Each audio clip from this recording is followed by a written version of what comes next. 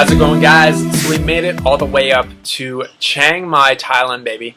So we rode 1,200 kilometers in 7 days, touring through Southeast Asia. So I'm touring on a 13-14 kilo bike with about 10 kilos of gear on it. So it's ranging around 23-24 kilos, and I average 171 kilometers per day.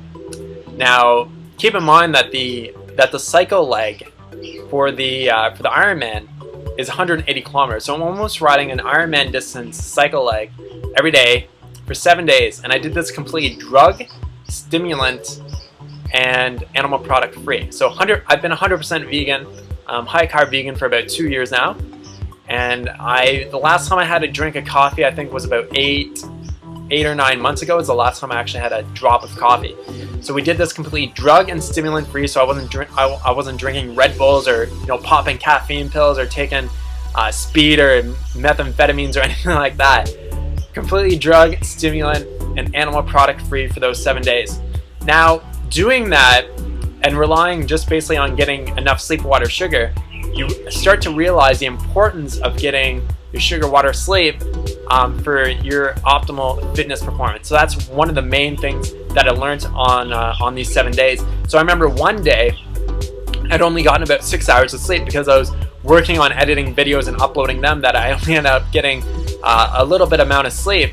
And I could just tell the next day I was just like, I wasn't as focused. I wasn't able to push the same amount of watts or just be able to push as hard as I could, the day before. It was actually a lot harder to ride that day than the day before, or even the day after, because the day after I ensured that I got at least 8 hours of sleep just to fully recharge my battery. Another thing, obviously, consuming enough water. I never really got dehydrated, because it's really hard to get dehydrated here in Southeast Asia because there's places to get water pretty well everywhere. So I was drinking between 9 to 11 liters of water per day. So keep in mind, I'm riding in 35, 37 degree heat, and it's pretty humid out here in Thailand.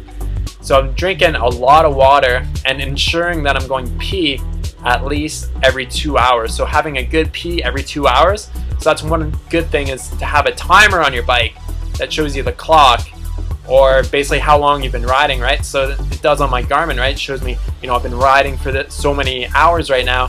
Like, how many times have I gone pee, right? So I gotta remember each time that I go pee, so that I'm making sure that I'm drinking enough water. And if I haven't gone pee in a while, I'll basically stop and I'll drink like a liter of water just to make sure I'm fully hydrated up. Now, my two main calorie sources during this trip was white rice and cane sugar.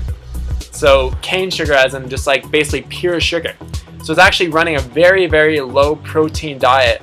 About probably 4 to 5% of my calories coming from protein.